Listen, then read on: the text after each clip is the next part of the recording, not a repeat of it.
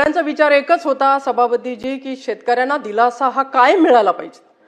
पण आपण आतापर्यंत बघतोय सरकार कोणाचंही असू देत, सरकारमध्ये जे निर्णय होतात ते निर्णय शेवटपर्यंत पोहोचतात का हा पहिला मुद्दा आहे। बऱ्याच वेळेला सरकार इतकी चांगली योजना आणते पण त्या योजनेची अंमलबजावणी प्रशासकीय लोकांकडून होते का हा महत्त्वाचा विषय आहे असं मी समजते। आणि म्हणून या योजनेमध्ये ज्या त्रुट्या आहेत या त्रुट्यांवर ते खालची अधिकारी कर्मचारी बोलायलाच तयार नसतात, ज्याचा उल्लेख बऱ्याच जणांनी या ठिकाणी केला।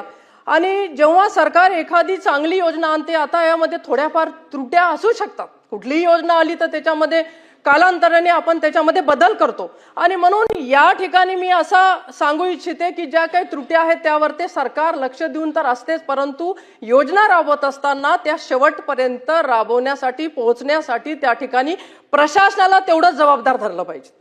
प्रत्येक वेळेला सरकारने हे केलं नाही, सरकारने ते दिलं नाही, पण सरकारने केल्यानंतर ते पोहोचवल्या जाते का हा महत्त्वाचा मूळ मुद्दा आहे असं मी समजते। कारण मागच्या वेळेला सुद्धा जेवढ्या योजना झाल्या त्याच्यामध्ये 2 लाखाची कर्जमाफी असेल, 50,000 त्याच्यामध्ये अनुदान रूपाने असतील, त्यावेळेला शेतकरी हवालदिल होऊन त्या ठिकाणी अधिकाऱ्यांकडे जातो, तहसीलदाराकडे जातो, कृषी अधिकाऱ्याकडे जातो। त्यानंतर काय होतं ते सांगतात की बँकेमधनं तुमच्या खात्याचा नंबरच चुकीचा आलेला आहे आणि मग खात्याचा नंबरच चुकीचा आलेला आहे तो दुरुस्त आम्ही करतोय आणि मग तो दुरुस्त करण्यासाठी 4-4 महिने आमची जातात, परंतु तो खाता काही दुरुस्त होत नाही। आणि म्हणून अशा पद्धतीच्या ज्या त्रुट्या आहेत त्याही त्रुट्या आम्ही लक्षात घेणं फार महत्त्वाचं असं मी समजते। या ठिकाणी सभापतीजी आपल्या भाषणामध्ये आपण या ठिकाणी बोललात, वेनगंगा पेनगंगा बद्दल आपण या ठिकाणी उल्लेख केला आणि वाशिम त्यामध्ये नाही असं सगळेजण म्हणतात, पण मी तेच म्हणते पार्टली जरी असेल तर सरकारला माझी विनंती आहे की ज्या